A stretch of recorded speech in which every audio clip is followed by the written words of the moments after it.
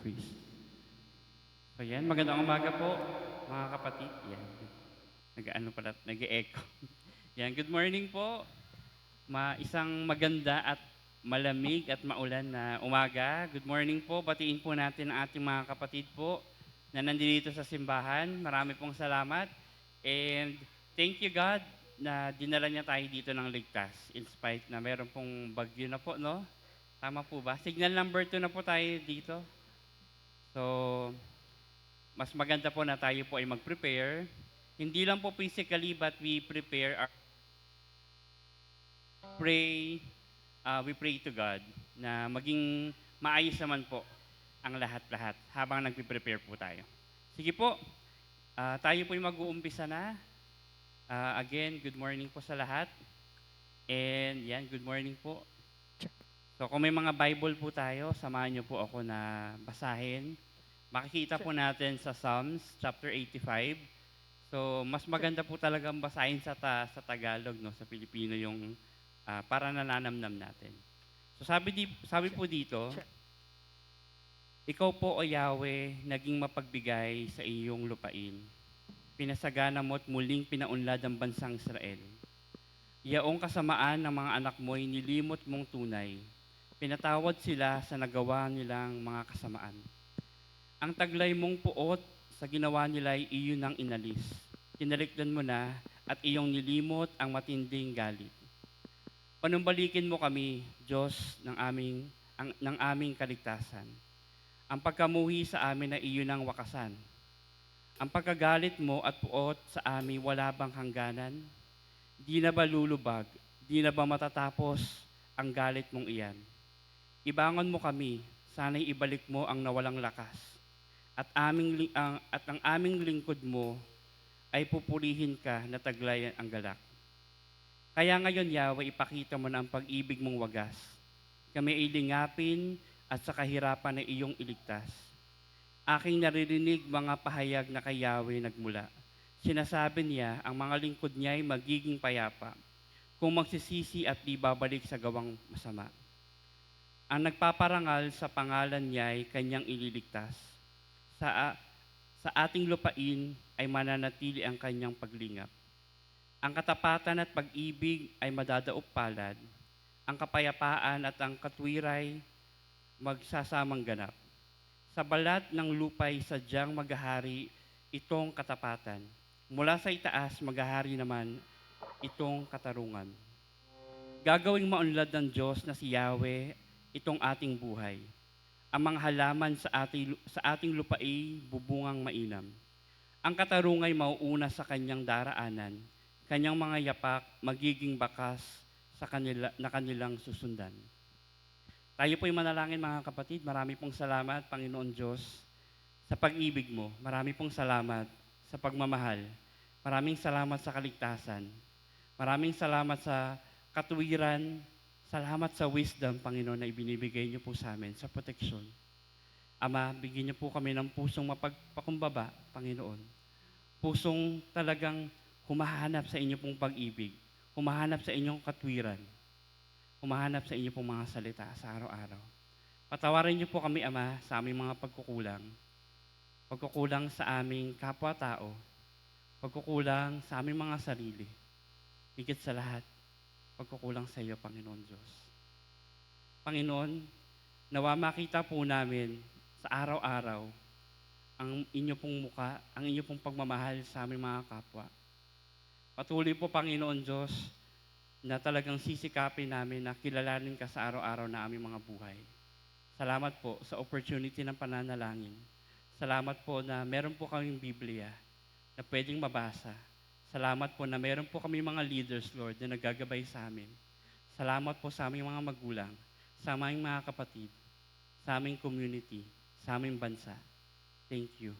Thank you, Jesus. Muli po, Lord, gabay niyo po kami sa oras na ito ng pananalangin, ng pag-aawitan at pakikinig na inyong mga salita. Tinataas po namin kayo, Panginoon Diyos, sa aming mga buhay, sa araw-araw.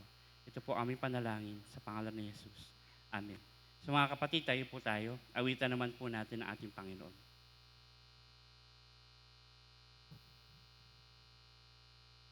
Magandang umaga po sa lahat. Isang maulang umaga pero isipin po natin na ito po ay blessing mula sa ating Ama sa araw ng linggo. Bagkus maraming trabaho, maraming suliranin pero nandito po tayo at nawa po ay ingatan po ang Ama ang mga paparating pa lang po nating kapatid. Out po tayo sa Panginoon.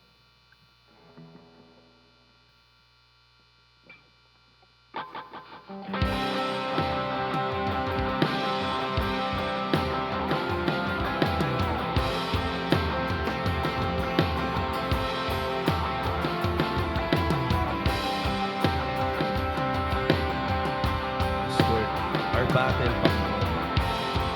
So, Lord, sing. When all I see is the battle, you see my victory.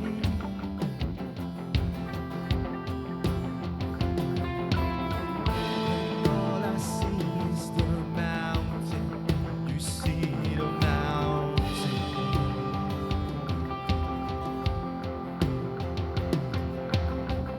And as I walk through the shadow, your love surrounds me. There's nothing to fear now, Lord. There's nothing to fear now, for I am safe with you. So when I fight on my knees with my hands lifted high. Oh yeah, the battle belongs to you. With every fear I lay at your feet, I sing tonight. Oh yeah, the battle belongs to you.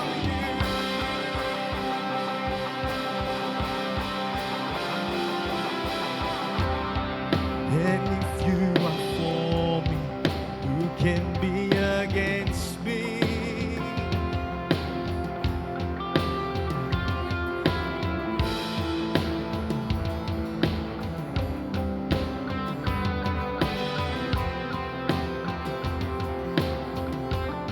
Lord. When all I see is the ashes, you see the beauty. Take you, God. When all I see is the cross, God, you see the empty tomb. So when I fight on my knees with my hands lifted high. Oh yeah, the battle belongs to you. In every fear I lay at your feet, I sing tonight. Oh God, the battle belongs to you. In almighty fortress, you go before us. Nothing can stand against the power of our God. You shine in the shadows. You win every battle. Nothing can stand against the power of our God. In almighty fortress, you go before us. Nothing can stand against the power of our God. You shine in the shadow. You win every battle. Nothing can stand against the power of our God. Almighty, in almighty fortress, you go before us. Nothing can stand against the power of our God. You shine in the shadow. You win every battle. Nothing can stand against the power of our God.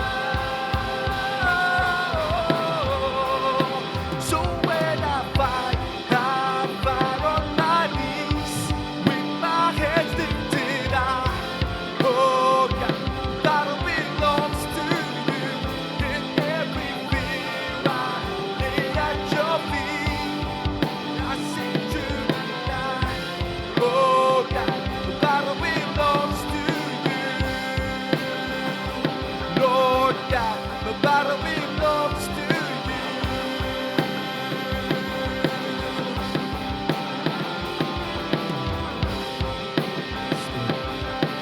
Our battle belongs to you, Lord God. Thank you, Panginoon, for always, Panginoon, guiding us, Lord God. Seeing things, Panginoon, na hindi namin nakikita, Lord God, pero patuloy niyong pinapaunawa, O Lord God. Everything has a purpose, Lord God. Tuloy po nating awitan ng Panginoon.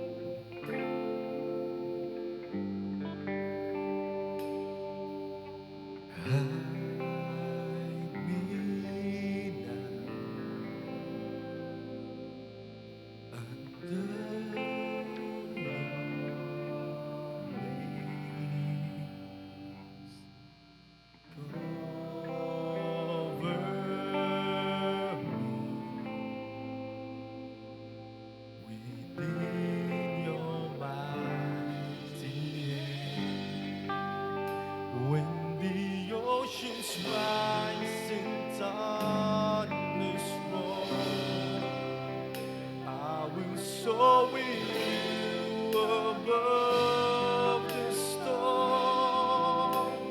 Father, you are king over the flood. I will be still, know you are God.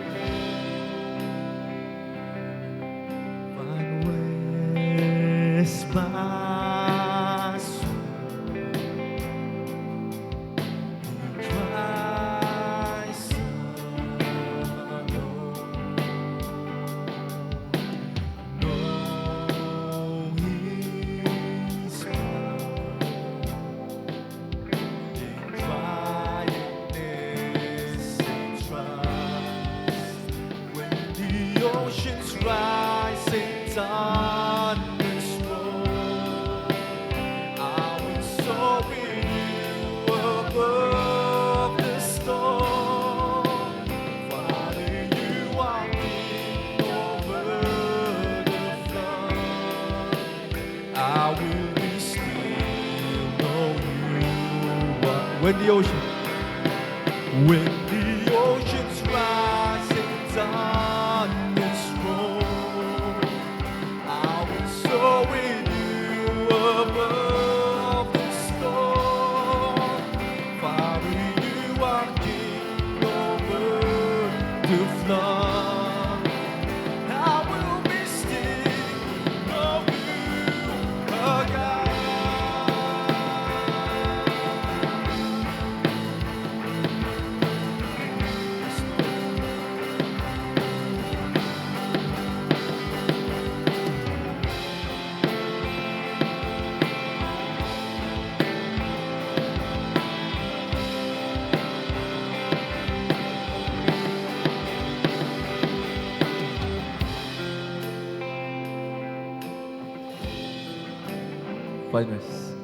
Find my soul in Christ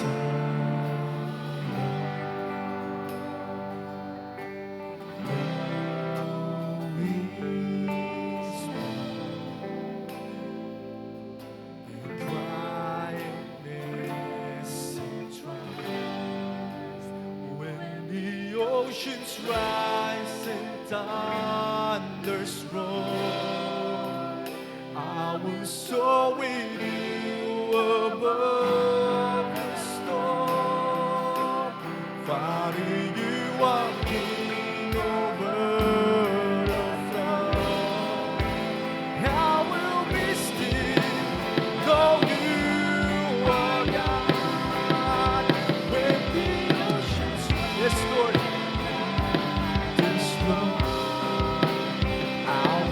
With you above the storm,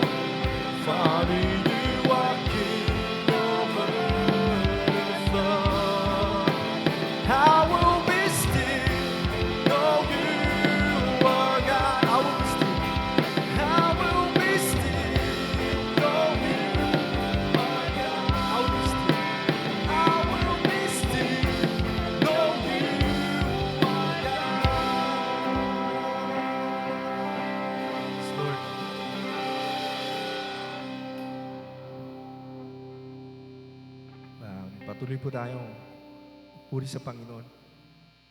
Bigay po natin lahat ng ating sarili, nagdaraanan, bigatan, subok, lirinanin ng ating bansa. Awitin po natin. Bigay ang ating puso, pag-asa, Panginoon.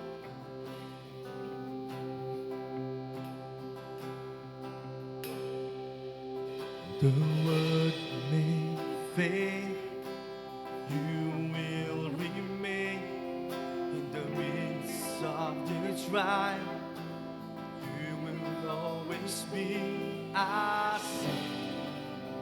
Our God never fails. Our God never fails.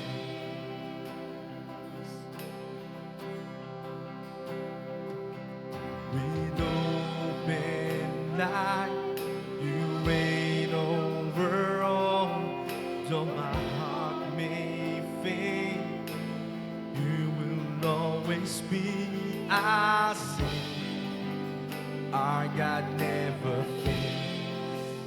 Our God never fails.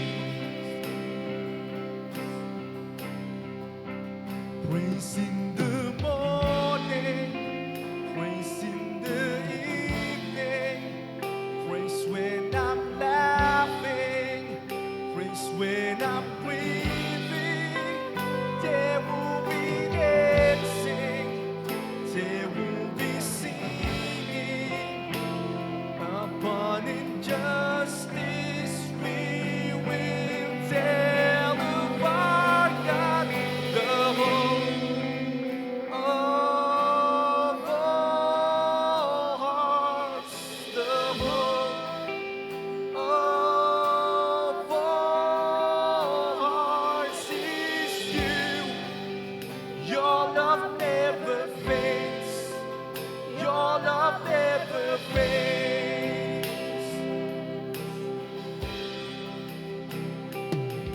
With open light, you reign over all. Though my heart may fail, you will always be our Our God never fades. Our God never fails.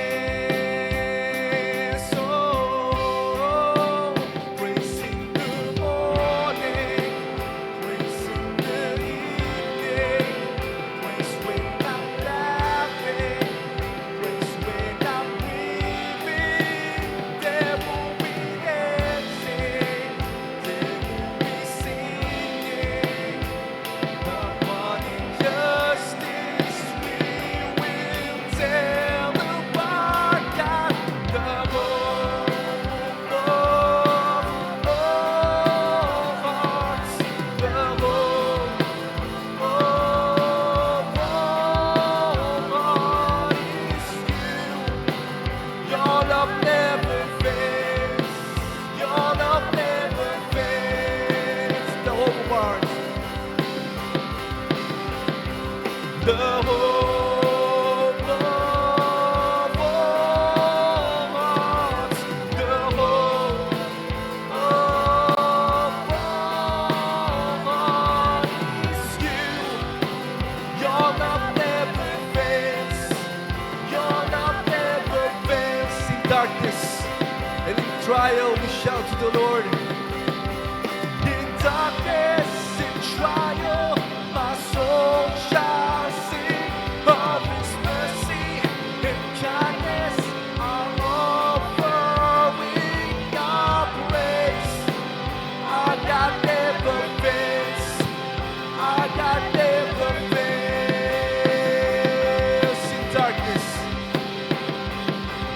In darkness, in trial, my soul shall sing of His mercy and kindness.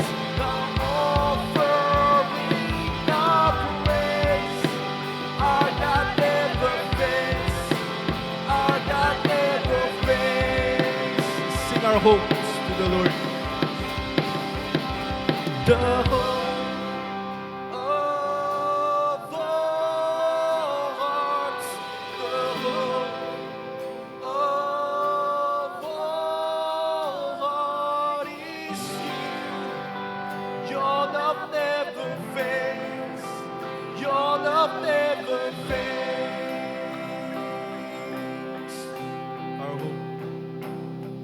the hope of our hearts, the hope of our heart is you. Your love never fails.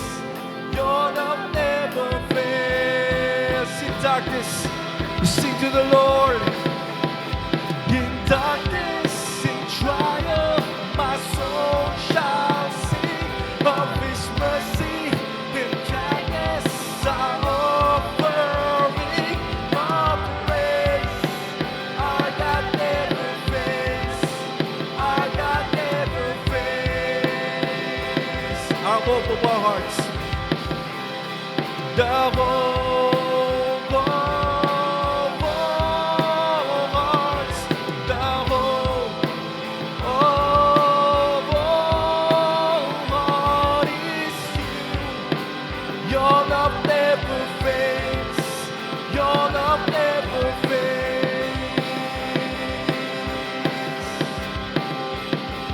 The hope of our hearts, the hope of our hearts is you. Your love never fails. Your love never fails.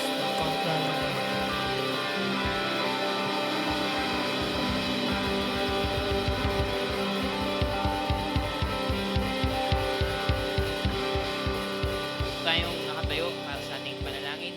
Diyos na mapagmahal, ay iyong pag-ibig ay hindi kailanman magmamaliw. Kailanman hindi kayo bibitaw sa amin na iyong mga anak.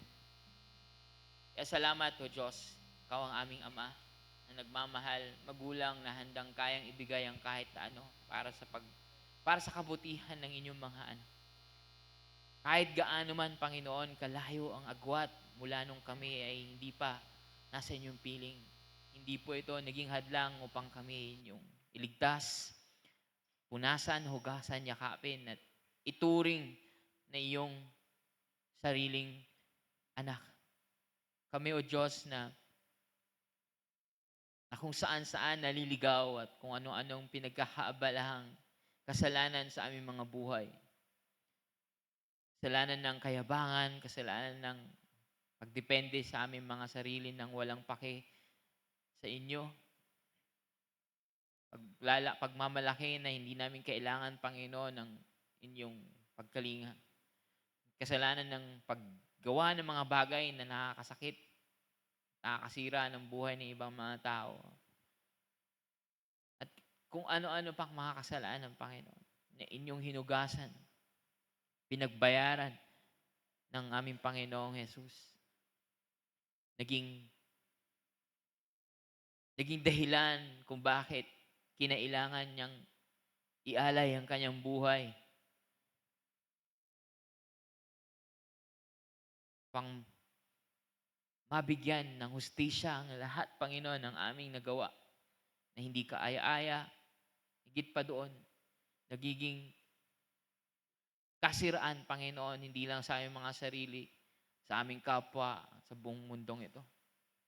O Diyos, salamat sa inyong pagliligtas. Salamat po sa pagtawag niyo sa amin.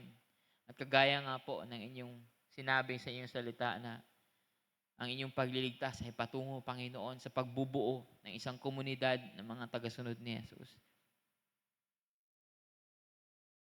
Na talagang ibinubuhos ang buhay sa paggawa ng mabuti. At tulungan niyo po kami na makita yon sa aming mga personal na buhay, sa aming paglago, maging sa amin bilang isang simbahan, O Diyos, na makita namin ang inyong kabuang kaligtasan, yung paghahari sa amin. Patungo, Panginoon, sa pagpapahayag din ng inyong pagkilos, pagpapahayag na may isang haring nagnanais na bawiin ang anumang puso pabalik sa inyong kaharian. Nagnanais na iligtas ang alinmang sulok ng mundong ito sa ilalim ng inyong kabanalan, ng iyong katuwiran, ng iyong katapatan. O Diyos, Salamat po dahil patuloy niyo po kaming ginagabayan. Tuloy po namin yung pinagkakatiwala aming mga sarili, aming mga pamilya, sa inyo lamang, Panginoon. Sa panahon na ito, O Diyos, marami po sa aming mga kamahal sa buhay, may karamdaman, may mga pinagdaraanan sa pisikal na pangangatawan, O Diyos. Iligtas niyo po sila, pagalingin, hawakan niyo po ang kanilang mga nangihinang mga katawan at pawiin niyo po ang anumang sakit na kanilang pinagtitiisan sa mga panahon na ito. Kayo po, Panginoon, ang aming pinagkakatiwalaan at anumang medikasyon, anumang gamot, pagpapahinga, O Diyos, ang kanilang ginagawa. Gamitin niyo pong lahat ng ito pang mapagaling sila. Mabigyan sila, Panginoon, ng lunas. At higit sa lahat, Panginoon, ay iparanas niyo po ang kanilang presensya sa kanila nang mapahawi ang kanilang pag-aalala. Mapalitan ito ng katiyakan na sa kahit anumang pagsubok, anumang pagkakataon, anumang panghihina, ang kalakasan nila, ang kalakasan namin ay nanggagaling sa inyo. Palakasin niyo rin po at pagtibayin ang aming mga pamilya, O Diyos. Lord, iligtas niyo po kami sa mga galit, sa hindi pagkakaunawaan, sa hindi pagsunod sa inyong mga utos na siyang nagbibigay sana ng gabay sa aming paigitungo sa bawat isa sa aming mga pamilya. Patuloy niyo pong ipaunawa sa amin, O Diyos, ng aming pananampalataya, ang aming pagsunod sa inyo ay unang-una namin hindi lang ibabahagi, kundi ipapamuhay sa loob ng aming mga tahanan. Tulungan niyo po kami dahil hindi po ito madali, Panginoon. Wala pong imposible sa inyo, ngunit kailangan po naming isuko din ang aming mga sarili dahil sa amin po mag-uumpisa ito, Panginoon. Salamat po dahil meron pong kalutasan sa lahat ng aming mga pinagdaraanan, O Diyos. Itinataasin po namin, Panginoon, namin simbahan. Patuloy kami nagpapasalamat dahil andiyan kayo, nagagabay. Alam po namin na kayo ang aming hari, ang aming Panginoon. Aming Diyos na pinagsisilbihan, sinasamba at sinusunod sa aming munting komunidad. O Diyos, alam niyo po ang aming mga struggles, ang aming mga kailangan pang gawin at pagtagumpayan at marami pa pong pangangailangan din, Panginoon, na siyang nagiging hadlang din. O Lord, kilusan niyo po ang bawat ministry, ang bawat area, bawat department, bawat liderato, lalo na Panginoon at membro, na magtulungan kami, Panginoon, para sa ikakalago namin bilang isang simbahan, hindi sa ikakalago ng organisasyon, hindi sa ikakarami, Panginoon, ng anumang kagamitan o ikakaganda, Panginoon, ng mga gawain, kundi sa ikakalalim ng pagkakilala namin sa kay Jesus, pagkakaisa namin, Panginoon, sa pananampalataya at paglago bilang isang katawan na siyang magiging inyong instrumento sa pagbabago ng bawat isa. Instrumento sa pagpapahayag ng kabutihan at pagmamahal ninyo sa aming mga komunidad. Tulungan niyo po kami, Panginoon. At salamat na natapos po ang unang araw ng aming pagpaplano. At nakita po namin, O Diyos, kung saan marami pa pong kailangan gawin at marami pa pong kailangang pangangailangan din, Panginoon, sa aspeto ng finances. Lord, we lift our church sa inyo dahil kayo lang po ang makakapag-supply ng lahat ng itong pangangailangan namin. Noon pa man, Panginoon, wala pong taon na hindi kayo nagbuhos ng iyong pagpapala. Lalo-lalo na, Panginoon, kung kinikilala namin na kayo ang pinanggagalingan ng lahat. O Diyos, salamat po. At alam namin, nakakatiyak kami na sasamahan niyo po kami at matatapos ang taong ito ng lahat ng aming pangangailangan ay maibubuhos po ninyo sa iba't ibang mga kapamaraanan. Salamat po. Tinataas din po namin, O Diyos, ang aming bansa. Nakabi-kabilaan po ang mga pinagdaraan ng lindol, bagyo, pagbaha, pagkawasak ng mga gusali, tahanan, pagkasira ng mga pinagkakakitaan o iba pang ari-arian, O Diyos. Pagkahari ng takot, pag-aalala sa mga puso ng karamihan at napapailalim pa, Panginoon, sa magulong gobyerno at pamamahala. na nagkakawatak-watak din, Panginoon. At, O Diyos, sa lahat ng ito, Panginoon, nakikita namin na kayo pa rin ang naghahari. Kahit na silipin namin ang mga detalye, Panginoon, at kami na panghihinaan, nag-aalala at nalulungkot, at nakikita namin kung gaano kakomplikado ang sistema, ang kasalanan, ang pang-aabuso, at maging yung mga kalamidad na nangyayari sa amin, O Diyos. Sa lahat ng ito, Panginoon, makita nawa namin, O Diyos, na Ikaw ang aming pag-asa. Ang iyong katuwiran, ang tunay na ehemplo at daan para sa kasaganahan at kabutihan ng aming mga sarili, ng aming mga komunidad, ng aming bansa at ng aming mundo. O Diyos, patuloy namin ihayag, O Diyos. Ito, makita namin na marami pang kailangang makakilala sa inyo na magkaroon ng katatagan, kapanatagan, at pag-asa sa kanilang buhay sa kabila po ng mga pangyayari.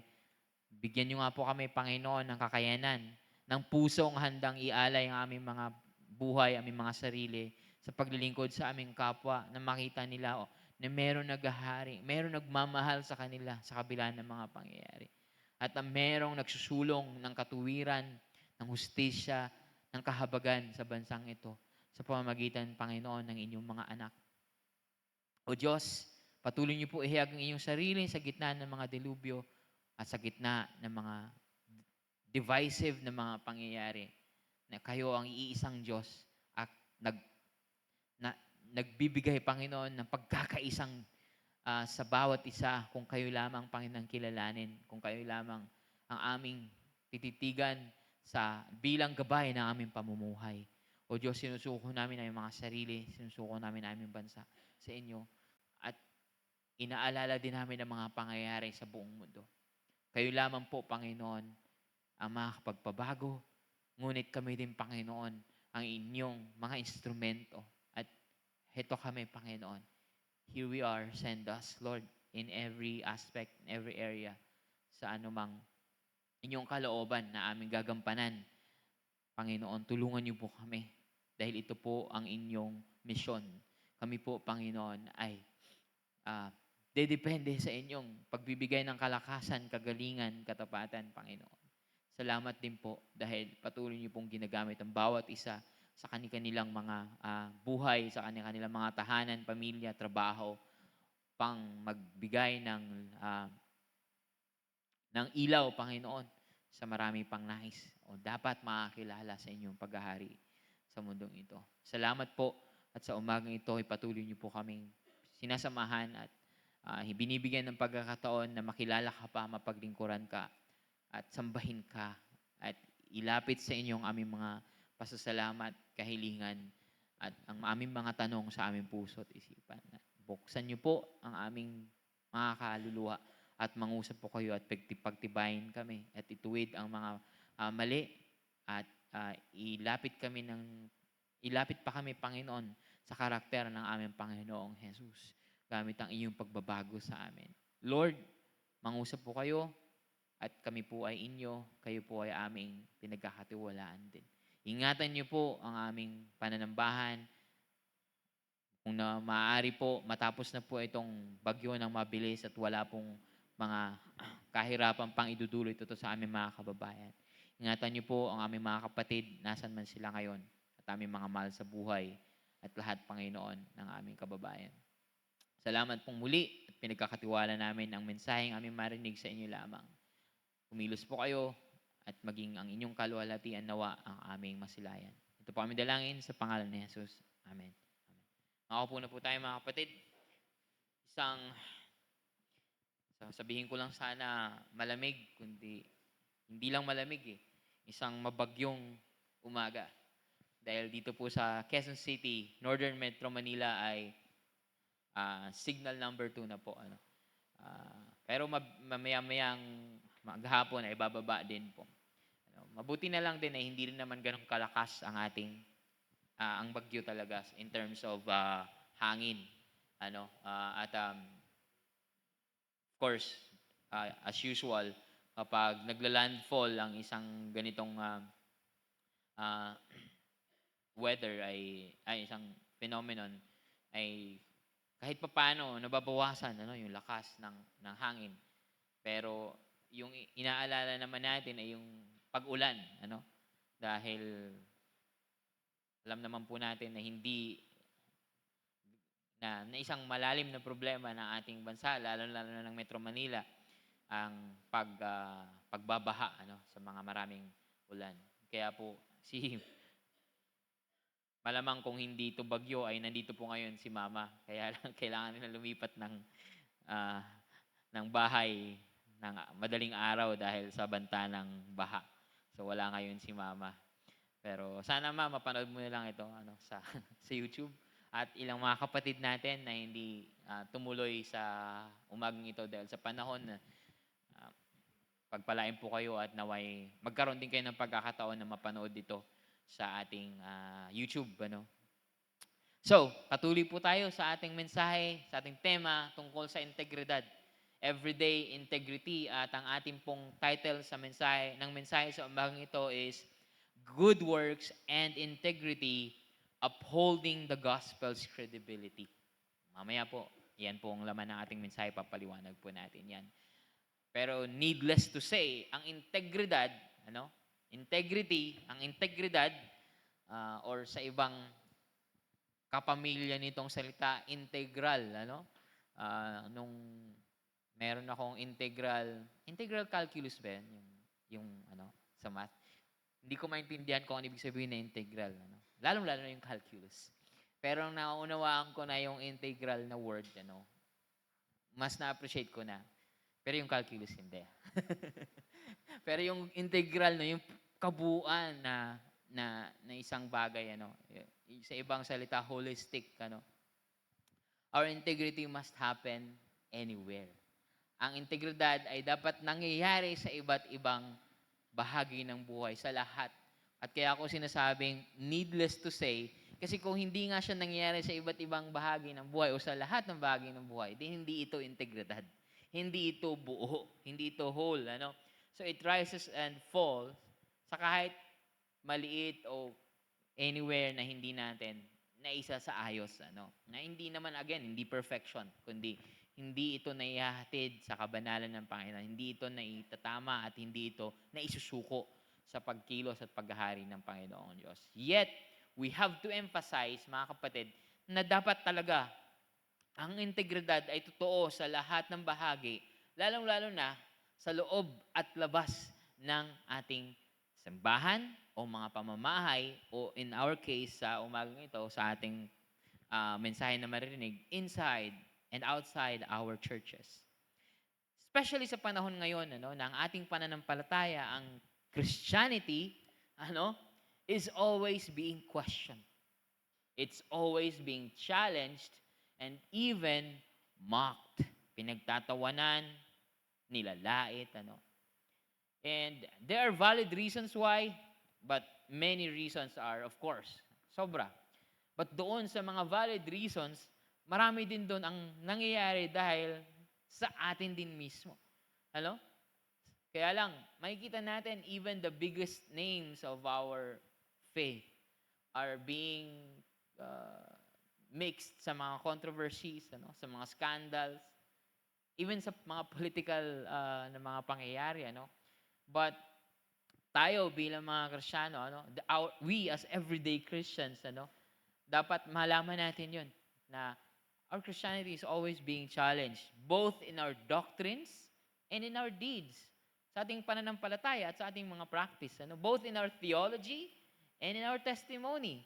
Sa ating mga pinaniniwalaan at sa ating mga pagkilos o ating pinapakita o ang nakikita ng mga tao at nararanasan ng ibang tao sa atin.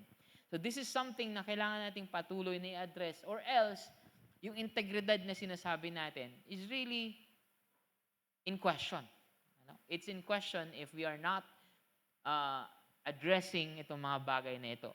So, sa umagang ito, ang ating passage will address that. And babasahin na po natin ito ngayon. Hindi na natin patatagalin pa. Inanyahan ko na pong lahat na tumayo para sa pagbibigay galang at pagpapahalaga sa salita ng Diyos. At ito po ay ating sisilipin sa Titus chapter 2 verses 7 to 8. No?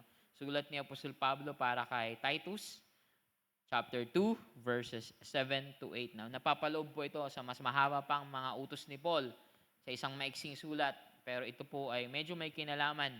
Lalong-lalo na lahat naman may kinalaman sa integridad. Pero dito mas in-emphasize pa niya. No? Verse 7, ang sabi po ni Apostol Pablo. Titus chapter 2, 7 to 8. Verse 7, babasahin ko po mula sa NIV.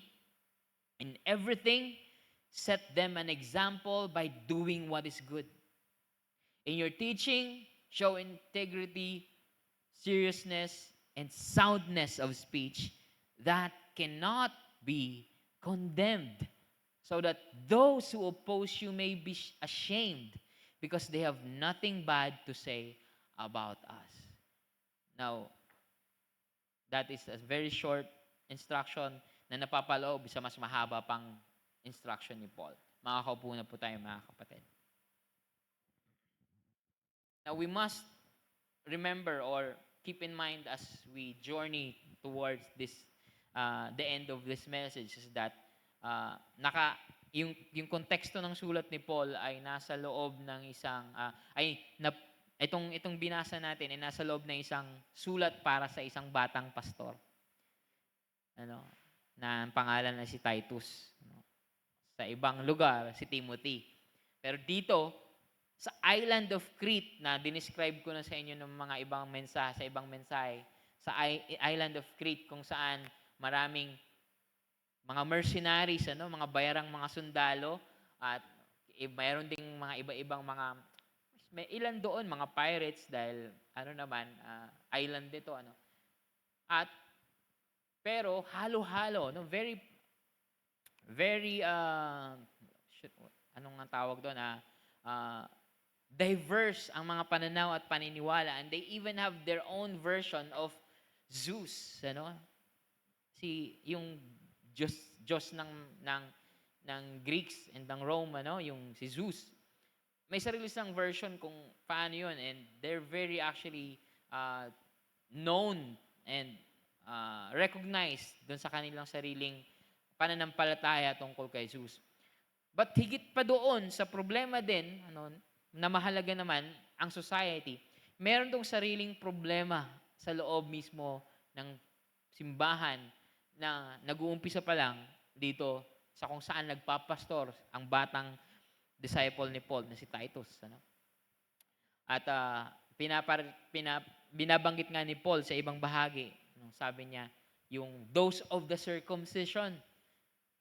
Meaning, yung pangunahing problema din ni Paul at lalo-lalo ni Titus na siyang naka-assign doon sa island na yan ay yung mismong mga nasa loob ng simbahan. Lalong-lalo na yung mga Hudyo. Hindi lang dahil sa tinuturo pa rin nila yung dapat outdated na nakaturuan ng Old Testament dahil sa pagdating ng Panginoong Jesus. Nagiging destructive din ang kanilang pamumuhay. Ang sabi nga diyan sa chapter 1,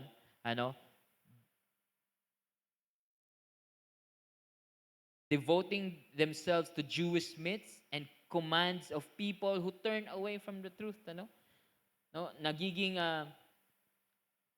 kasamaan ng mga pangyayari, sabi ni Paul, they profess to know God sa verse 16 ng chapter 1. Sinasabi nila, kilala nila ang Diyos, but deny Him by their works. They are detestable, disobedient. Now, ito mahalaga, unfit for any good work. Now, yung good work, nabanggit natin yan, kalos, ergon sa Griego, sa Greek, sa original Greek.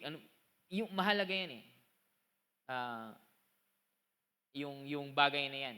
Pero sabi ni Paul, yung mga taong yan na nagtuturo sa loob ng simbahan, they're unfit. Hindi sila bagay, hindi sila credible para sa mabubuting gawa. Sabi pa dun sa verse 11 ng chapter 1, dapat mapatahimik sila. Bakit? Since they are upsetting whole families or households, mga tahanan, by teaching for shameful gain what they ought not to teach. Yung mga tinuturo nila nakakasira ng mga tahanan. At ang sabi pa ni Paul, they must be silenced. Now, sa papaanong paraan sila dapat patahimikin? Malalaman po natin yan sa mensahe. Didebatehin ba natin sila? Aawayin ba natin sila? O ano man, malalaman natin yan dito.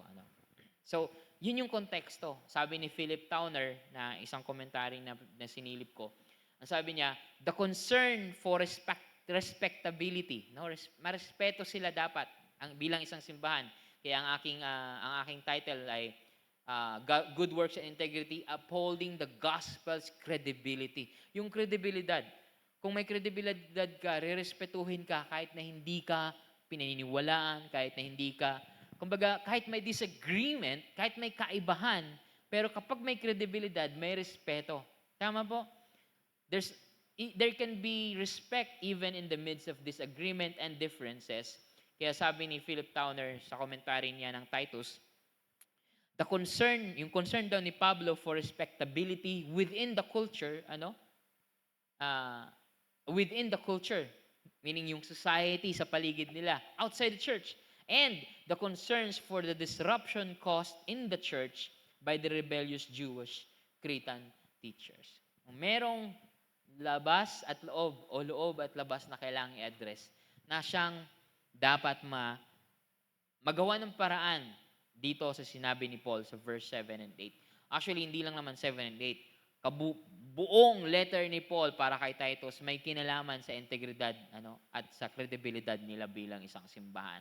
Ngunit gusto ko lang mag-zero in sa dalawang verses para lang din mapaiksi ang ating topic. Mapaiksi. Pero baka mapahaba na naman. Pero at least magkaroon tayo ng focus. At ang pagkakasabi ni Paul is, in everything, set them an example. Kaya madalas ginagamit ito pagdating sa pastoral training. Kagaya ko, pag sinilip ko ito yung passage nito, ang isa sa mga pangunahing lesson nito sa akin is to be an example. Pero para sa ating konteksto ngayon at sa usaping integridad, hindi yan yung focus natin, yung pagiging example. Kundi yung ini-example ni Titus. And of course, totoo naman yun, dapat talaga lahat tayo maging example. Pero ang dynamics kasi ng lingwahe is ituro ito sa mga Kristiyano. So, ano bang dapat na ituro sa atin? Sa pamamagitan ng pagtuturo, sabi ni Paul, by example and then by teaching. Sa verse 1 pareho yan. In everything, set them an example. In your teaching, show this and that. So, sa pamumuhay at sa pagtuturo, in doctrine and in deeds, kailangan ito ang mangyari, sabi ni Paul. So ano nga yun?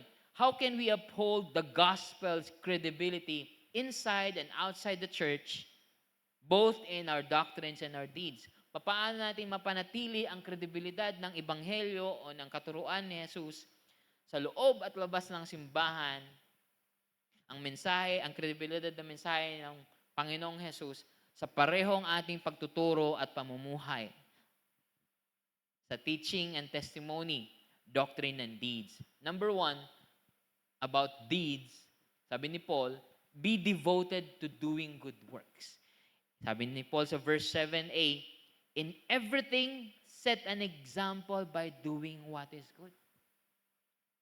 Now, ikaw, Titus, na batang pastor, actually, nagkaroon tayo ng idea na batang pastor si Titus kasi sabi niya ito sa verse 6. Likewise, urge the younger men.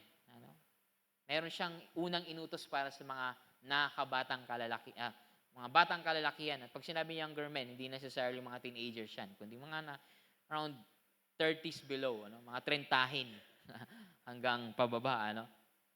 Urge the younger men. And then, sabi ni Paul, show yourself. Ikaw, set an example for them.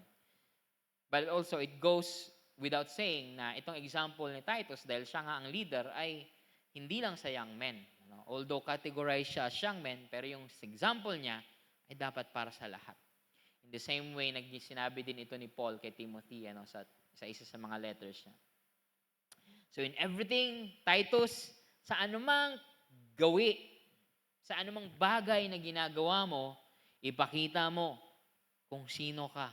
No, hindi yan. Hindi ganun. Ipakita mo ang mabubuting mga gawi.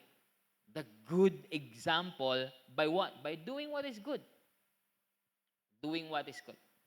Mabubuting bagay. Good works. And I'm not sure how we can actually understand yung good works dito sa context ni Titus, but it includes a lot of things, ano? Kasama na diyan yung pagmamahal kahit sa labas ng simbahan. Pag-aalay ng tulong sa nasa mga nangangailangan, ano? And of course, yan yung isa sa mga mahalagang tema sa buong letter ng Titus, ano? Doing what is good. In fact, malalaman natin yan mamaya sa pangatlong bahagi, ano? Now, ito isa sa mga concern ni Paul. Why? Kasi marami daw mga nagtuturo sa loob ng simbahan dito sa Titus, na nagpuprofess, nagpapakilala, nakilala nila ang Diyos. Nagtuturo sila tungkol sa Diyos. Pero sabi ni Paul, wala silang kredibilidad pagdating sa mabubuting mga gawa. Either dahil hindi sila handa, o hindi talaga nila nagagawa, o dahil wala talaga silang pake. Bakit wala silang pake? Kasi ang focus pa nga nila is yung mga selfish agenda nila. Kaya nga daw nasisira ang iba't ibang mga tahanan. Makabaliktaran ito sa dapat na concern nating mga Kristiyano, mga kapatid, to devote ourselves to good works. Now, hindi ko din, ay isa sa kinakalungkot ko, ay dahil pag-usaping good works, pagdating sa mga simbahan ngayon, naka-ready palagi yung pambalanse na hindi tayo naligtas dahil sa mabubuting gawa. Tama naman yun. Pero makikita natin mamaya sa pangatlong bahagi ng ating mensahe na hindi nga sila magkalaban. Na merong important, very important and inseparable relationship ang pagliligtas ng Diyos sa paggawa natin na mabubuti. Now ngayon, take note of the context. Ang problema na gustong i-address ni Paul ay loob at labas ng simbahan. Maaring may mga ginagawa tayo na hindi maintindihan ng simbahan. Tama po? Ay, ng ibang tao. Tama po? Now, pagdating ba sa mga bagay na naiintindihan dapat ng mga tao sa labas, wala na ba tayong paki doon? Like for example, ay hindi ko na concern yung maging matinong kapitbahay. Hindi ko na concern yung maging matinong empleyado. Hindi ko na concern yung maging matinong negosyante. Dahil okay naman ako sa loob ng simbahan. Tama ba yung ganong mindset? Now, kaya ako binabanggit kanina yung Greek words ng good work. Kasi ang ginamit niya na Greek word is kalos ergon. Yung ergon, doon nanggagaling yung ergonomic na salita, di ba? Or ergonomy. Tama ba yung language? Pero yung kalos is different word na good na translate kasi isang mga ginagamit to translate good is agathos, no? Na ginagamit yan sa mga pangalan, Agatha. It's also translated as good. Pero dito, ang specific na ginamit ni Paul na word is kalos, hindi siya necessarily agathos. Agathos is also good things. It also means good things, Pero kalos is a different kind of word ng nagsasabing good is because ang ibig sabihin niya ay good quality, profitable, pleasant, honorable, distinguished, at virtuous. Hindi lang siya yung mismong mabuting gawa. Kunyari, tumulong ka, napakaganda nun. That's a good work. It also includes the excellence, the quality of what you're doing. So, ibig sabihin, kung nagtatrabaho ka, kalos ergon also include the excellence at work. Kalos ergon includes your leadership. Kalos ergon includes your good fatherhood, motherhood, parenthood, studenthood, employeehood, whatever. Sa lahat ng inyong responsibilidad o roles and responsibilities, good works or kalos ergon includes not just the the nature of what you're doing. Ano ba yung ginagawa mo? Mabuting gawa. It also includes the quality. Papaano ba siya ginagawa? Ano? Hindi pwedeng intention lang. Kasama dito yung effectivity ng yung approach. Sa talagang ginagawa mo bang effort na yan, talaga bang nakakabuti siya? Talaga ba nakakatulong siya? That is kalos useful nga, sabi sa isang definition. The good work that is actually going to help in a very excellent way para sa ibang mga tao. So yan ang siniset na dapat example ni Titus at tayong mga lahat ng Kristiyano na nagbabasa nito ay dapat ito ang ating gawing gabay, gawing ehemplo at i-apply sa ating mga buhay. To be devoted to this kind of good works, to have a lifestyle in everything. Sabi ni Paul. Kaya nga integridad talaga siya. Kasi sa lahat ng bahagi. That is something na dapat nating i-challenge ang ating mga sarili. Na ang integridad ay hindi lang tungkol sa personal mong disposition kapag how you behave yourself. Integridad is also about how you relate with other people, how you help other people, how you give value to your environment, to your surrounding, to your community, to your families, to your workplaces. So, be devoted in doing good work, sabi ni Paul. And when you do that, of course, mas mapaninindigan ang mensahe ng Ebanghelyo. The gospel will be upheld. Sa paanong paraan, mamaya natin yung pag-uusapan sa verse 3. Bakit siya na-uphold? Now, number 2, now because we're discussing about relating with other people, sabi ni Paul, or this is no longer, parang may kinalaman din siya sa sa last Sunday ko na topic, na private, public, Ganito din yung sinasabi ni Paul Pero this time, sa loob ng simbahan at sa labas, Number 2, sabi ni Paul sa verse 7, second part, and first part ng 8, 7 to 8, in your teaching, show integrity and seriousness and soundness of speech that cannot be condemned. Now, pwede natin siyang hatiin sa dalawang bagay. Sa iyong pagtuturo daw, Titus, kapag nagtuturo ka, ipakita mo ang integridad and seriousness. Now, this seriousness can be translated as purity. Integrity and seriousness. And then sa pangalawang bahagi naman, ipakita mo rin daw yung soundness of speech that cannot be condemned. So, integrity and seriousness, karakter, soundness and purity of speech, conversation. Soundness and purity of speech, pananalita at paikitungo sa kapwa, integrity and seriousness, karakter at personalidad. Lahat pa rin yan tungkol sa integrity. So sabi ni Paul, in your teaching, habang ikaw ang nagtuturo, mahalaga to sa ating mga teachers. Pero mahalaga din to sa ating lahat ng mga Kristiyano. Bakit? Dahil bahagi ng buhay ng isang Kristiyano ang pagtuturo. Hindi man necessarily pagtayo sa pulpito o pagpapakita ng slide, ito, bullet 1, bullet 2, bullet 3. Hindi ganun necessarily. But in everything we are teaching, tama po ba? Naniniwala po ba kayo ng yung buhay ay pagtuturo? Bahagi din ng buhay ng isang Kristiyano ang pagtuturo, pero higit sa lahat, yung buhay mo ay isang pagtuturo. Tungkol kanino? Tungkol kay Kristo. So even if hindi tayo kagaya ni Titus na pastor o nagtuturo, we are also teaching.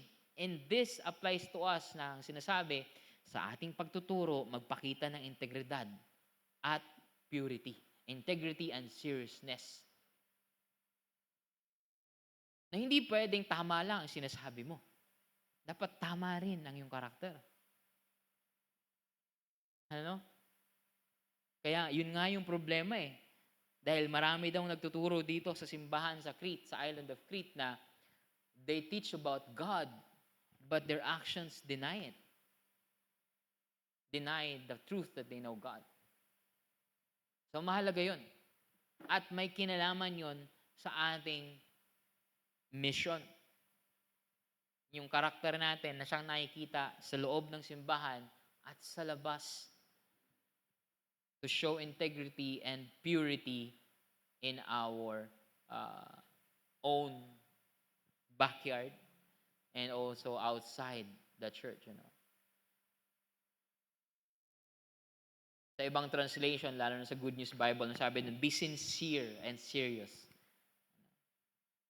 sa karakter. And this is something that we should prioritize and also prize. Pahalagahan natin ito sa ating mga sarili at sa ibang mga tao. Yung integridad ng karakter at pagiging pure sa kanilang integridad. Dahil nakukompromiso ito madalas sa atin Sa atin lang At the same time, binababaan din natin ang standard sa ibang tao, lalo na sa mga nangunguna. But this must not be compromised. The integrity and seriousness. And then pangalawa, yun dun sa character, dito naman tayo sa conversations. Especially in social media. Especially within our community. Kasi public to Yung conversation, hindi na lang to yung kausap mo yung anak mo na napakahalaga din. Hindi na lang to kausap mo yung asawa mo na napakahalaga din. Take note, we're talking about the context of within church and outside the church. When you go and get along with other people, or not get along with other people, the soundness and purity of speech. So kung kahit gaano pa katama ang iyong gustong ipahiwatig, kung balahura naman ang iyong kapamaraanan, tama ba? Tama ba yung balahura na? I mean, sorry taga Bisaya ako. Safe ba sabihin yung balahura? Baka mamaya nagsasabi na, nakokontradict ko na pala yung sinasabi ko na soundness of speech, tapos nagmumura na pala ako dito. O safe naman sabihin yung word na yun. No. Or baluktot na karakter. O nagmumura. Sabihin natin, parang yun yung pinaka-common, Mura ng mura, Mahalaga yun. Now, I could not understand why we Christians compromise that. Our soundness of speech when we talk. Okay lang yun. Kasi totoo naman ang sinasabi niya. Siguro sa ibang tao, pwede mong patawarin, pero sa ating sarili, kaya mo ba yung tolerate? At siguro, kaya rin natin natotolerate yung ibang tao, especially yung mga may mahalagang responsibilidad na walang integridad sa pananalita, ay dahil ganun din tayo sa ating sarili. Pero when we start looking at ourselves as Christians, we realize that from the Bible, there is a high standard when it comes to our speech. Soundness and purity of speech. Now, bakit nga ba nakakasira ng mga tahanan itong mga kinakalaban ni Paul ng mga teachers dito sa Crete? Isang dahilan ay ang sa kanilang pananalita. Paano ko nasabi yun? Nagpahaging si Paul. Sabi ni Paul, sa chapter 1, verse 12, sila rin yan mismo, yung mga Cretan, sabi niya, yung mismong isa sa mga tagapagsalita nila, or propeta, who spoke the truth, totoo pa nga ang sinabi niya, at ang sabi daw niya, Cretans are always liars. Laging nagsisinungaling. Now, ang problema sa pagsisinungaling, hindi lang yung parang kinakabahan magsinungaling. Ang mas nakakatakot sa isang sinungaling ay yung pinapamuhay ang kasinungalingan. At iniisip na yung pagsisinungaling niya ay tama lang. At ang sinungaling na mensahe niya ay tama at katotohanan. That's the problem. At itinuturo pa nga nila. Kaya nasisira ang mga tahanan, nasisira ang mga komunidad, nagkakaroon ng faction, Then sabi ni Paul, isa rin sa problema na dapat iwasan nila, ito, sabi sa verse, chapter 3, kung masisilip niyo sa Bible, chapter 3 ng Titus, verse 8. So, umpisa na natin sa verse 8. This is a true saying. I want you to give special emphasis on these matters. Now, hindi na, baka nga mas malala pa yung ating panahon ngayon sa panahon ng Crete, Kaya kailangan din natin itong bigyan ng special emphasis, sabi ni Paul. I'm reading from Good News Bible, to give special emphasis to these matters so that those who believe in God, lahat ng mga naniniwala sa, o mga nagsasabing Kristiyano, might be concerned with giving their time to doing good deeds. Na, diniscuss na natin yan kanina. Which are good and useful for everyone. Good deeds na mabuti at makakabuti sa mga tao. Sa lahat. Now, yan yung diniscuss natin. Pagdating sa verse 9, sabi niya, but avoid, now allow me to use this word kasi yun ang sinasabi dyan.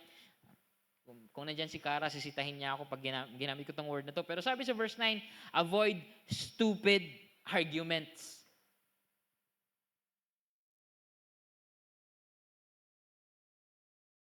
And long list of ancestors. Ano ba to? Yung long list of ancestors. Ito ba yung nagdedebate kayo? Wala kayo sa lolo ko. Hindi dyan. Pero ito yung mayroon silang mga pinoproblema tungkol sa genealogy nila, no? Lalo na yung mga Hudyo. Then quarrels, pakikipag-away, no? Ang kulit nga nitong translation na to, no? Kasi quarrels and fights sa atin isang bagay lang 'yun. Ano? Pero ang sinasabi niya, pakikipag-away at pakikipag-away tungkol sa batas. Meaning kahit yung salita ng Diyos ginagamit sa pakikipag-away, fights about the law. And sabi ni Paul, they are useless and worthless. When I was a young pastor, I was a young leader, I was a young Christian, during my seminary days, sa unang seminary days ko, napaka-passionate ko sa pakikipagtalo at pakikipagdebate. I think it was around 2009 until 2012, or 11. Especially online, kasi madali na makipagtalo online eh. So I've joined about mga 80 plus na groups online, discussing about theology, about Christianity, and trying to prove to people how, wrong their views are. And nakakapagod. Sa totoo lang, looking back, pinagsisisihan ko siya. The only good thing na makukuha ko doon is na makita ko rin ng sarili ko how I should not be doing that. To avoid stupid arguments. To avoid quarrels and fights about the law. There's a way that is godly sa pag-debate. Formal debate, that's good, that's okay. Formal discussions and conversations sa mga nagdi-disagree sa'yo, that's good. But kung ang goal mo lang is patunayan na mali yung kapwa mo, this is where it falls. They're useless and worthless. Tapos sasabihin mo, nakikinig naman ako. Pero ang pakikinig mo, ginagawa mo para hanapan ng butas, yung kausap mo. Or gusto mo siyang talagang unawain para sirain mo siya ng husto. Avoid stupid arguments. Sabi ni Paul, give at least 2 warnings to those who cause divisions. Yung nagdi-divide ng mga tao. Sabi niya, you know that such people are corrupt. Meaning, baloktot ang kanilang karakter, ang kanilang pagkatao. Their sins prove that they are wrong. Huwag ka na makipagdebate sa kanila dahil yung kasalanan nila mismo ang nagpapatunay na mali sila. Yan yung sinasabi ni Paul. So, soundness and purity of speech. Hindi lang sa umiwas sa mga bagay na to, kundi ang focus natin is soundness and purity of speech. What is true, but at the same time, what is good in terms of how we say it. I'm not saying na mga palamuti sa salita. I'm saying yung karakter na nakikita kapag ikaw ang nagsasalita. Guard our tongues. Guard our speech. Mahalaga po yun mga kapatid, lalo na sa amin na mga leader. Pero it also is important to all of us. Kaya nga sabi ni Paul, give special emphasis to these matters. It's okay, to discuss about what's right or wrong, to discuss about the Bible. Mahalaga yun. And then also to discuss about the things that are happening around us, especially sa panahon natin ngayon, in our country. But huwag sana nating kalimutan itong standard na siniset sa atin. integrity and seriousness in our character, soundness and purity in our conversations. Paano ba tayo nakikipag-usap?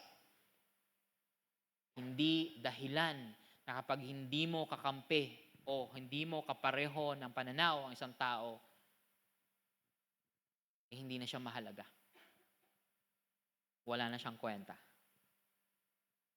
At hindi na niya deserve na kausapin ng mabuti. Soundness and purity of speech. I don't need to press on to that. I just let the Holy Spirit talk to us regarding that. I just, dahil lahat tayo, may pagkukulang dito. Ako, nakikita ko minsan, madalas nagpipigil ako dahil yung napapansin ko sa paligid, hinahaluan ko na lang ng katatawanan eh. So, ang ending, nagiging sarcastic na lang ako. So, kapag nakikita ko yung mga nagdi-disagree ako sa mga post o nagdi-disagree ako sa mga sinasabi ng mga tao, dahil ayoko na nga makapag-debate, most of the time, nagiging sarcastic na lang ako. Which is also wrong. Nagiging passive-aggressive, na instead na tulungan silang sa pananaw nila, nagiging sarcastic ako. That's something that I need to change for myself. Wala namang masama sa sarcasm, ginagamit din naman siya ni Jesus. Pero yung pagiging sarcastic na ang kadahilanan mo is parang minamak mo na yung pagkatao ng isang tao. That's also something that needs to be addressed sa buhay ko. Now lastly, dahil alas 12 na, bakit natin to kailangan gawin? Ang tanong ko kanina, how can we uphold the gospel's credibility inside and outside the church? At ang title ko nga is Good Works and Integrity, Upholding the Gospel's Credibility. Bakit nakasalalay ba yung Ebanghelyo? Nakasalalay ba ang mensahe ng Panginoong Jesus sa ating karakter at sa ating mga conversations? Oo naman. Makakarating ba yung Shopee mo na order mo kung magnanakaw yung deliverer? Makakarating ba yan? O masisiguro mo ba na safe yung in-order mong pang-serve ng salad na babasagin kung walang respeto yung rider at hinagis lang? O basta hatid ko na yan Nabasa ko one time yung parang nag-message yung rider, Ma'am, yung order mo nahulog po sa kanal. Hehe. Parang tinawanan pa no? No, not to shame yung mga riders, marangal na trabaho yan. Pero ang sinasabi ko lang is yung mahalaga yung mensahero. Mahalaga yung nagdadala ng mensahe. Dahil gaano man kaganda, kaimportante ang mensahe kung ang nagsasalita ay sablay. Kung ang karakter lalo na nagsasalita, pwede rin maganda rin siya magsalita, pwede din yun. Pero pag sinilip mo yung buhay, sablay. Sabi ni Paul, their sins prove that they are wrong. Yung actions nila nagkukos ng harm sa ibang tao kahit gaano pa yan katama at gaano pa kaganda yung pananalita. Meron din mga ganun, Ang galing magsalita. Very respectable and honorable na magsalita. Lalo na yung mga nakikita natin sa mga hearing, or sa mga interviews. Kahit tayo. Minsan sinusugarcoat natin yung mga pangyayari at mga bagay-bagay, But God looks at our work. God looks at our lives, private and public. How we cause harm or good to those people around us. Nakasalalay po dyan. Hindi ang mensahe ng Ebanghelyo, kundi yung kredibilidad ng Ebanghelyo. Meaning yung kung gaano siya papaniwalaan ng mga tao. Tama ba yung sinasabi ko? Yes, yung sinasabi ni Paul. To safeguard the testimony of the gospel by silencing the critics. Diba sabi ko kanina sa verse 1, sa chapter 1, sabi ni Paul, it is necessary to stop their talk, sabi ni Paul, Good News Bible. Pero sa ESV sabi doon, to silence, patahimikin mo yung mga taong yan na nagsisinungaling at nagtuturo. Paanong paraan? Sa paanong paraan? Sabi ni Paul, sa verse 8, ng binabasa natin ngayon, soundness of speech that cannot be condemned, so that those who oppose you may be ashamed, they have nothing bad to say about us. Wala na silang masabi. Papatahimikin mo sila by doing, saying, being good. Sabi nga nila, kill them with kindness. Hindi necessarily na papatayin mo sila, kundi matatalo mo sila sa argument, not by saying things that hurt them, but by being kind, by being good. Na wala silang mapupuna sa'yo, lalo-lalo na kung ang gusto lang naman ng sabihin. Ganun naman ang argument ngayon eh. Kaya walang nag-agree sa panahon ngayon. Walang magkakakampi. At ang mga discussion sa Facebook, walang patutunguhan. Alam mo bakit? Magsasalita yung isa, sasabihin, bakit si ganito? Pag sinabi ng isa, bakit yan? Bakit ikaw? Naghahanapan lang tayo ng mali. That's something that is actually napaka-worthless and useless. At sinasabi ni Paul, stupid. Sorry for the word, again, kara. Pero yan ang salita dyan sa salita ng Diyos. And we are just finding faults, yun yung nangyayari, no? Sabi ni Paul, patahimikin mo sila by doing what is good, by saying what is good, and by being good. In everything, set an example by what is good. Show integrity and seriousness in your character, soundness and purity of speech in your conversations. Kaya sabi ni Paul, pag ginawa mo yan, mapapatahimik yung mga nanggugulo lang. Meaning, hindi maaalintala, hindi mahadlangan yung ating patuloy na pagbabahagi ng Ebanghelyo. Kaya, mapapanindigan ang gospel. The gospel will be upheld. Pangalawa, sabi ni Paul sa verse 8 ng chapter 2, usod lang kayo ng konti. Hindi pala sa verse 8. Sa verse 10, sabi ni Paul, they must show that they are always good and faithful. Sa bakit? Anong purpose? How to uphold the gospel? So as to bring credit to the teaching about God, our Savior, in all they do. Or sa ibang translation, let me look at sa ESV para mas madaling, mas maganda nito. So that in everything they may adorn the doctrine of God, our Savior. Kapag tapat ka, kapag may kredibilidad ka, kapag may integridad ka sa pagkatao at pananalita, makikita daw ng mga tao ang kagandahan ng katuruan ng pagliligtas ng Diyos. At God, our Savior. The beauty of our gospel. The gospel can be beautiful from the perspective of other people kung ang tagapag-evangelize sama ng ugali. Pangit magsalita, nakakasakit. Unnecessarily offensive. Yung pananalita. The gospel can't be beautiful para sa mga. Yes, the gospel by itself, wala nang pwedeng idagdag dyan, wala nang pwedeng baguhin, itbawa siya. Napakaganda ng ebanghelyo. Napakaganda ng order mo. Pero kung hinagis lang ng rider, napakaganda yung in-order mo online.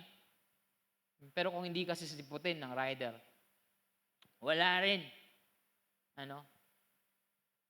So, napakaganda ng mensahe ng kaligtasan ng Diyos. O mismo ang Diyos, napakaganda niya. Pero kung yung nagkukwento tungkol sa mensaheng yan, tungkol sa Diyos na yan, ay ang pangit ng karakter. Pangit din magsalita. Nakaka-disappoint lang. Nakaka-stumble lang. Then the beauty of the gospel cannot be seen. So, paano mapapanindigan ang ebanghelyo kapag matino ang ating karakter, ang ating pananalita, then yung ibang mga tao makikita nila na yung sinasabi nating na ebanghelyo, totoo nga. Kasi nakikita ko sa taong yan. Kahit di kami nag-agree sa lahat ng bagay. Kahit na hindi ko siya kasundo sa maraming bagay. Nakikita ko napakabuti niyang tao, both sa karakter at sa kanyang pananalita. Then, yes, nakikita ko bilang isang hindi mananampalataya, mukhang tama nga ang kinikwento nito. Sana ganun, Na all. Then lastly, to live out the purpose of God's saving grace. Bakit ko sinasabi na yung integridad, mapapanindigan natin ang ebanghelyo? Kasi ito rin ang purpose ng ating ebanghelyo. Sabi sa verse 11 to 12, ano? For the grace of God has appeared. Chapter 2 po ito, ha. Silipin niyo po. Pwede niyo po ito i-highlight. Ano? Actually, napakaganda pong passage. Kabisaduhin ito. Verse 11 to 12 hanggang 13 pala hanggang 14. Ano? Actually, i-highlight niyo na yung buong titles. Hindi, joke lang. Pero especially itong verse 10 to verse 11 to 14 ng chapter 2. For the grace of God has appeared. Now, take note, ang sinasabi ni Paul dito, yung pagdating ng Panginoong Jesus para iligtas tayo. So dito makikita natin yung connection ng ating kaligtasan at ang ating mga mabubuting gawa. Sabi ni Paul, for the grace of God has appeared, bringing salvation for all people. Kaligtasan. Training us to renounce ungodliness and worldly passions. Na kapag tayo ay niniligtas na, tinuturoan tayo na iwaksi ang lahat ng mga marurumi at makasalanan at makamundong mga kagustuhan at desires. Renounce ungodliness and worldly passions and to live controlled, upright, and godly lives in the present age. Dito mismo, hindi tayo tinitrain para sa langit. Dito mismo, to live self-controlled, upright, and godly lives in the present age. Habang nag-aantay daw tayo, verse 13, waiting for our blessed hope, na darating, hindi titakas tayo. Blessed hope, darating siya. The appearing of the glory of our great God and Savior, Jesus Christ, who gave Himself for us. Ibinigay niya ang kanyang sarili para to redeem us from all lawlessness. Hindi lang to redeem us from anything, but to redeem us mula sa kawalang batas, kawalan ng katotohanan, kawalan ng kagandahan, kawalan ng kabutihan. Hindi pa yun. Ang habahan ng sentence na to ni Paul. And, bakit tayo niligtas? To purify for Himself a people. Lilinisin niya yung mga taong gagawin niyang kanya for His own possession. Paulit-ulit pa eh. Purify for Himself a people for His own possession. Mga tao ng Diyos. Tao ka ba ng Diyos? Pamilya ka ba ng Diyos? Anak ka ba ng Diyos? Kristiyano ka ba? Tagasunod ka ba ni Jesus? Tayo to ang tinutukoy dito. But wait, hindi ko pa tinatapos yung sentence. Sabi ni Paul, binigay daw ng Panginoong Hesus ang kanyang sarili to redeem us from all lawlessness and to purify for Himself a people for His own possession. Matatawag niyang kanya na ano? Tapusin niyo nga po yung sentence. Ano po sinasabi niya sa dulo ng sentence? Who are zealous for kalos argon. For good works. Yan po. Bakit natin sinasabi ngayon sa umagang ito na ang integridad natin, ang paggawa na mabubuti, ang pananalita, ang karakter na punong-puno ng kabutihan ay may kinalaman sa integridad at kredibilidad ng Ebanghelyo. Dahil ang Ebanghelyo, yan ang purpose niyan. Let me give you an example. Nakarinig na ba kayo ng ganito? Bakit ka pa nag-aral ng nursing? Narinig niyo na ba yan? Teacher pa naman yan. Narinig niyo na yan? Ba't pa nag-aral yan ng engineering? Ba't ka pa tumakbo? Bakit nila sinasabi yon? Kasi hindi nila nakikita yung end goal. Ano ba yung end goal ng pagiging graduate ng education? Tuturo. Hindi necessarily sa isang institusyon lang, sa iba't ibang bahagi ng buhay. Bakit pa nag-nursing yan? Ano bang purpose kung bakit ka kumuha ng nursing? Nag-nurse. Siyempre, hindi necessarily sa isang ospital lang din, kundi sa iba't ibang bahagi din ng paraan, ang buhay at ibang paraan, nakakatulong din siya sa pamamagitan ng course niyang nursing. Bakit ka nag-engineering? Ba't ka graduate ng engineering? Of course. Para magtipid ba? Hindi, para makatulong sa integridad ng mga structures, ng mga bahay, ng mga projects. Bakit ka graduate ng law? Para maisulong mo ang batas sa tamang paraan, maipagtanggol yung mga naapi, at magkaroon ng kakampi at boses yung mga malalayo sa otoridad at benepisyo. Ibig sabihin, kung anong nangyari o ginawa sa'yo o na-attain mo, dapat tugma sa purpose. So, mapapanindigan natin ang ebanghelyo kung pinapamuhay natin ang purpose ng ebanghelyo. Now, ano nga ba? Based sa binasa natin ng verse 10 to 14, ano ang dulo ng lahat na to mula sa pagdating ni Jesus? For the grace of God has appeared, bringing salvation for all people, blah, blah, blah, blah, blah, blah, blah, blah, blah, blah, blah, hanggang sa dulo, to create a people for Himself who are serious, devoted, committed for good works. And that gives integrity not just to ourselves, but integrity to the whole gospel ministry, to the whole message of Christianity. This is more than just being right, saying right things, having right theology, or attending in a good church. This is more than that. This is having integrity that applies to you, that upholds the gospel. Sabi ko pala dito, mamaya ako babanggitin. Pero sabi ko, we are being encouraged to make good or to do good works. To make doing good works a lifestyle. Bahagi ng buhay natin. And to have integrity in our conversations. Why? So that we can uphold the gospel inside and outside the church. Offline and online. With the people who believe in God and with the people who don't believe in God. With the people who agree with you and the people who disagree with you. Conversations, character, good works. Sabi ng kaibigan ko, kaya na ko lang pinaalam sa kanya, na i-quote ko siya. Sabi ni Ray, our life is not the gospel. Jesus is. Yung, pasensya na sa mga riders. Yung rider ng Shopee, hindi yan yung in-order mo. Tama? Pero nakasalalay yung in-order mo sa rider. Our life is not the gospel. Jesus is. Si Jesus ang ebanghelyo. Siya ang mabuting balita. Tama yan. Sabi ni Ray, yes, of course, but the credibility of our witness to Jesus, yung pagkwento natin tungkol kay Jesus, yung pagproklama natin tungkol kay Jesus, yung pamamalita natin sa ebanghelyo, rises or falls on the integrity of our lives as His followers. Tayo ang mga riders.